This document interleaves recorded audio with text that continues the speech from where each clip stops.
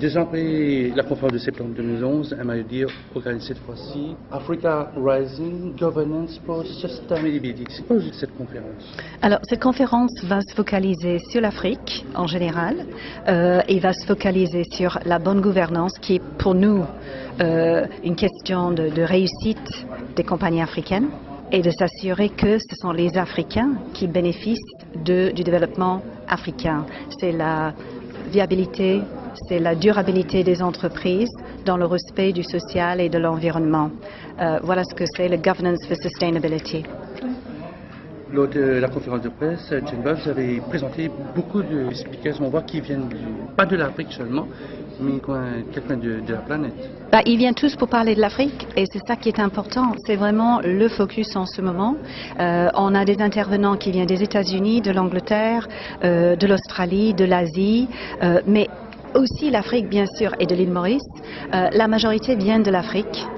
Mais je pense que c'est important d'avoir des intervenants qui viennent d'ailleurs, non seulement pour retourner dans leur pays et pour parler de ce qu'ils ont vu et ce qu'ils ont vécu à l'île Maurice et de ce dont on a parlé et pour parler de l'Afrique, mais il faut avoir des différents points de vue, c'est très important.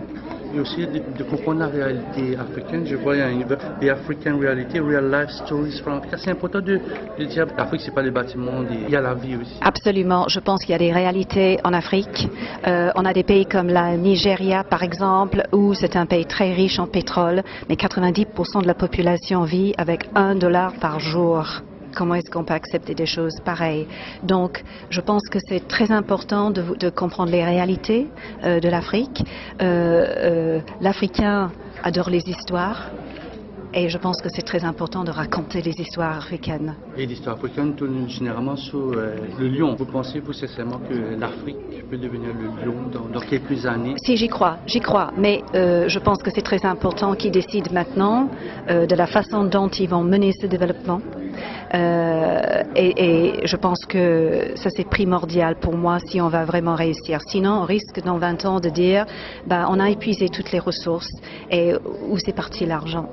Je pense que c'est vraiment et c'est maintenant qu'il faut le faire. C'est maintenant, sinon ça sera bientôt trop tard. Et comment si les directeurs mauriciens qui sont membres avec la MIOD veulent voir ces sommités et apprendre, qu'est-ce qu'ils doivent faire? Ils doivent s'enregistrer? Ils doivent s'enregistrer, absolument. Ils vont aller sur le site web du MIOD, ils peuvent enregistrer tout de suite. On clôture normalement les enregistrements à la fin du mois d'août. On espère avoir 200 personnes. Et je pense qu'il n'y aura pas assez de place, donc n'attendez pas au dernier moment pour enregistrer, c'est maintenant. Lors de la conférence de presse, vous avez dit qu'il y aura un nouveau réseau que vous allez mettre en place au niveau de l'Afrique. C'est quoi ce réseau? Alors, c'est le African Corporate Governance Network. Nous avons l'ambition avec IOD Southern Africa de mener cette idée qui va se concrétiser avec le lancement officiel la veille de notre conférence à Maurice, le lancement de ce réseau. On a 12 instituts de 12 pays différents en Afrique, aussi variés que le Maroc, le Sénégal, le Nigeria, l'Ouganda, l'Afrique du Sud, le Malawi, la Tanzanie, Maurice, etc., etc. 12 pays qui vont se rassembler pour créer ce réseau africain.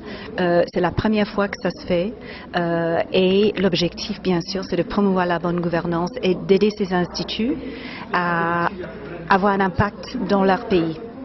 Depuis la création du MIOD, on sait toujours, vous faites des modules, des ateliers autour de la gouvernance. Comment ça se passe? Ça se passe très très bien. On voit que on a de plus en plus de demandes, non seulement pour nos ateliers publics, mais pour les ateliers in-house.